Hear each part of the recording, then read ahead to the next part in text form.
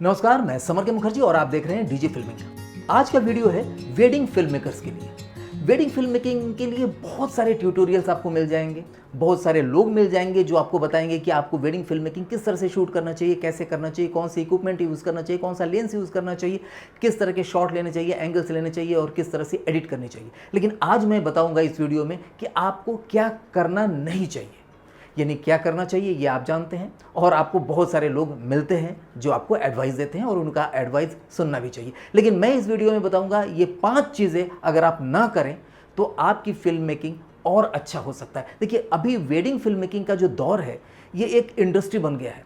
पहले जैसा नहीं रह गया कि कोई भी कैमरा उठाया चल दिया वेडिंग फिल्म मेकिंग कर रहा है। आज प्रेस्टिजियस वर्क हो गया है और इसमें लोग लर्न करके सीख करके आ रहे हैं। तो आपको भी अपनी जो रुतबा है, अपना काम करने का तरीका है, अपना बॉडी लैंग्वेज है और हर तरह का फिल्म मेकिंग का जो भी स्किल है उसको एक अलग लेवल पर जाके करना होगा। तो 5 चीज़ें मैं एक एक करके बताऊंगा कि क्या आपको नहीं करना चाहिए जिससे आपकी फिल्म मेकिंग या आपकी बॉन्डिंग, आपका बिजनेस और ज़्यादा अच्छा हो। पहला है, don't be too much friendly with the client. आपको अपने क्लाइंट के साथ बहुत ज़्यादा फ्रेंडली नहीं होना है।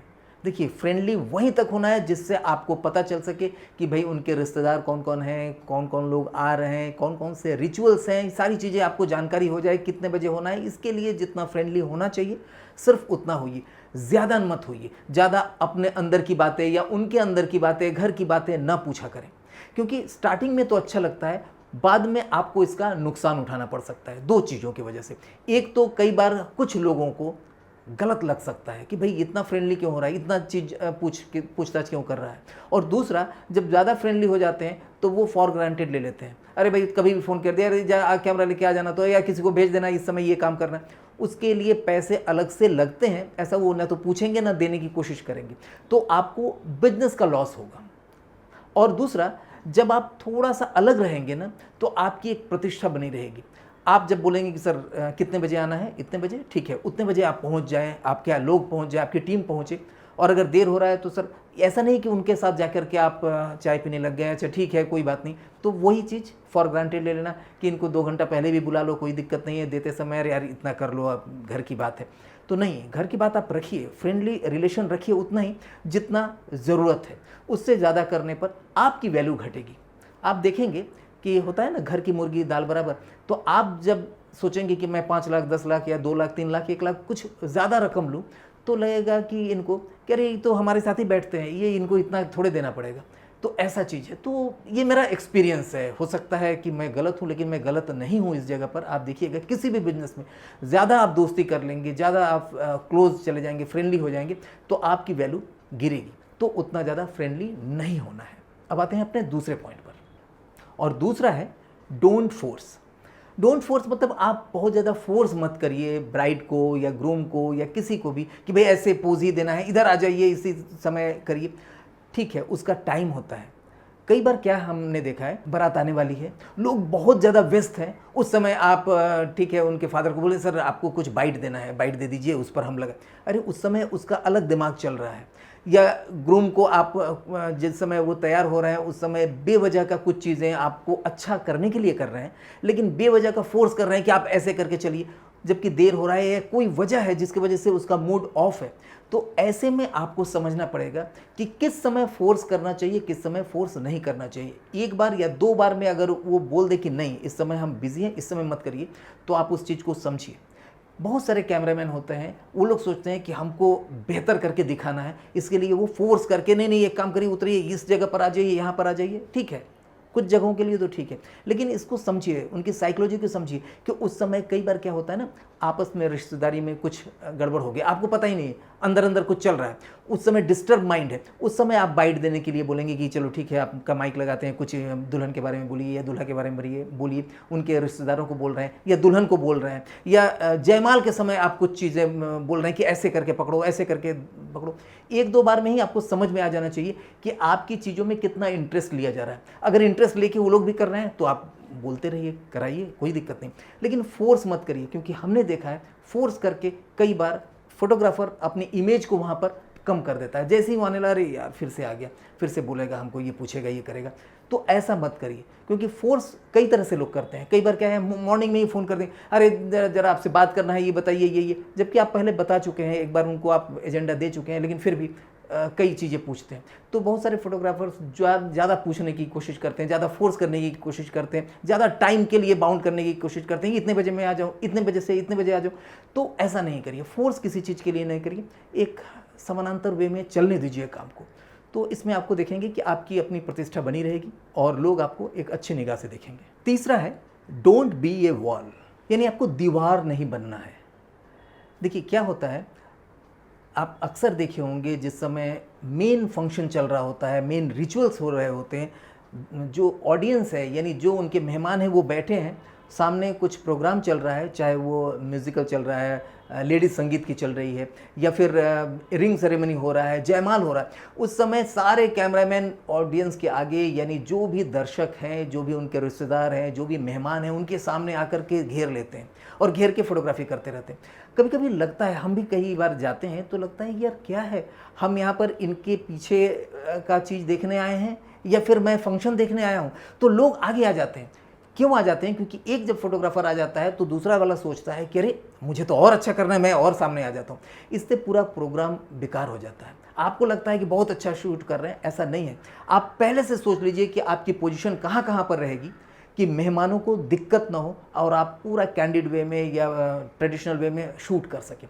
चाहे फोटोग्राफी हो, वीडियोग्राफी हो, या कैंडिड फोटोग्राफी हो, या ट्रेडिशनल वीडियोग्राफी हो, हर चीज़ के लिए आप जगह बनाइए। पहले से तय कर लीजिए कि कहाँ बैठना है। उसके लिए अलग से मंच बनवा लीजिए। आप अपने क्लाइंट को बोल सकते हैं कि भाई हमको इस जगह पर जगह दीजिए, या ऊपर जगह दीजिए, या इस जगह पर हम कैमरा को हैंग करते हैं, कुछ भी, ताकि जो लोग आए हैं उनको ज़्यादा दिक्कत ना हो।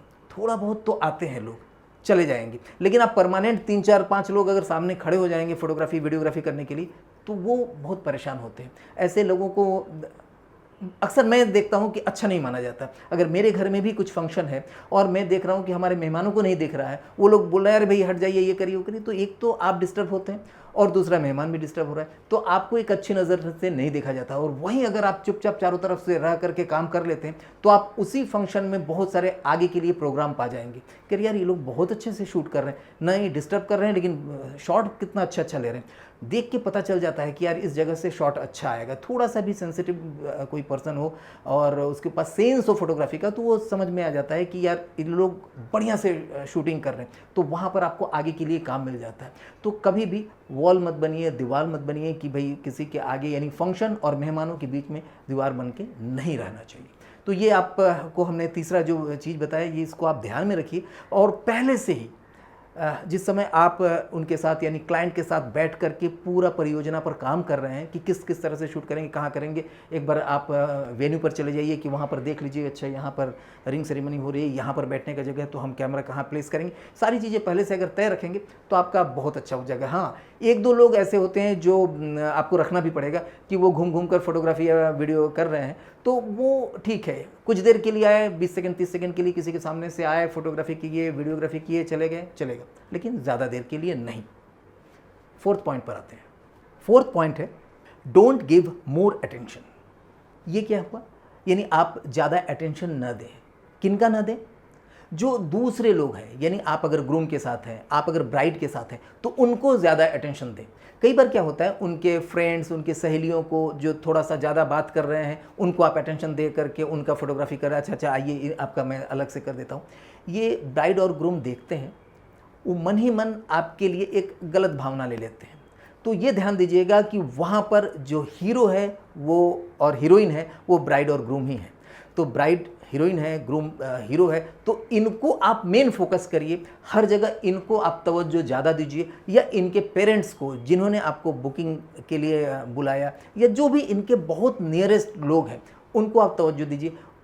एक चीज़ मैं बता दूं, उनके चाहे लाख फ्रेंड अच्छे हों, फ्रेंडली बात कर रहे हैं, फिर भी आप देखिएगा, अगर आप दूसरे को ज़्यादा तवज्जो देने लगेंगे, तवज्जो दीजिए ताकि उन लोगों को भी अच्छा लगे, भाई हमारे सारे लोग तारीफ़ कर रहे हैं कैमरामैन की, या जो फोटोग्राफर हैं उनकी तारीफ़ कर रहे हैं, पूरे क्रू की तारीफ़ कर रहे हैं, वहाँ तक उनको अच्छा लगेगा। लेकिन उनको अगर जो मेन है उनसे ज़्यादा अगर तवज्जो देने लग जाएंगे, तो वो आपके लिए गलत होगा। तो ऐसा कतई ना करें, किसी भी रूप में ना करें। आपके लिए मेन हीरो हीरोइन वही हैं जो दूल्हा और दुल्हन है और उनके पेरेंट्स हैं या उनके बहुत नियरेस्ट जो लोग हैं, भाई भाई होंगे, भाभी होंगी, वो लोग हैं। तो ये काम ना करें आप। और लास्ट है, डोंट डिस्टर्ब थ्रू गैजेट। ये कुछ उसी तरह से है जैसे हमने बोला कि वॉल मत बनिए, यानी दीवार मत बनिए किसी के बीच में।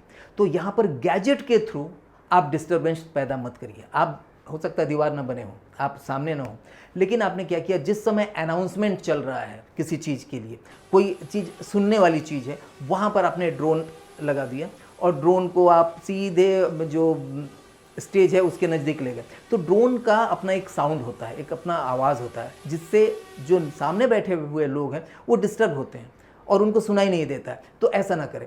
ड्रोन का यूज़ तभी करें जब म्यूज़िकल कुछ चल रहा है, इवेंट चल रहा है, आप जैसे बताया कि लेडी संगीत वगैरह चल रहा है, डांस चल रहा है, तो वहाँ पर तेज साउंड होता है, तो वहाँ पर ड्रोन अगर नज़दीक भी आ जाता है तो कोई दिक्कत नहीं है। लेकिन कोई अनाउंसमेंट हो रहा है, कोई चीज़ कुछ बोला जा रहा है, एंकरिंग का पोर्शन हो रहा है, तो उस समय अगर ड्रोन को नज़दीक लाते हैं तो वो डिस्टर्ब करता है। तो ये आपको अपने क्रू मेंबर को, अपने लोगों को, अपने जो भी साथ के लोग हैं, टीम है, उनको बताना होगा कि भाई जब लाउड म्यूज़िक हो उस समय ही ड्रोन को नज़दीक लाएं, अदरवाइज़ आप ऊपर ले जाइए। और हॉल के अंदर कर रहे हैं तब तो एकदम से ध्यान देना होगा, सिर्फ म्यूज़िकल जो पोर्शन है, जहाँ डांस हो रहा है, जहाँ सिंगिंग हो रही है, तेज वॉल्यूम में कुछ हो रहा है, उसी समय ड्रोन को नज़दीक लाएं। क्योंकि मैंने कई बार देखा है कि पूरा का पूरा टाइम ही जब कुछ बोला जा रहा है, रिंग सेरेमनी हो रहा है, उस समय लोग आपस में क्या बोल रहे हैं ये, तो उसमें क्या होता है कि ड्रोन का जो कैमरा है वो भी रिकॉर्ड नहीं कर पाता है, वहाँ के आसपास का जो कैमरा है उसमें भी ड्रोन का साउंड एक आ जाता है। तो आपको जो एक्चुअल साउंड है जो आपस में बोल रहे हैं, क्योंकि लोगों को ये सुनना होता है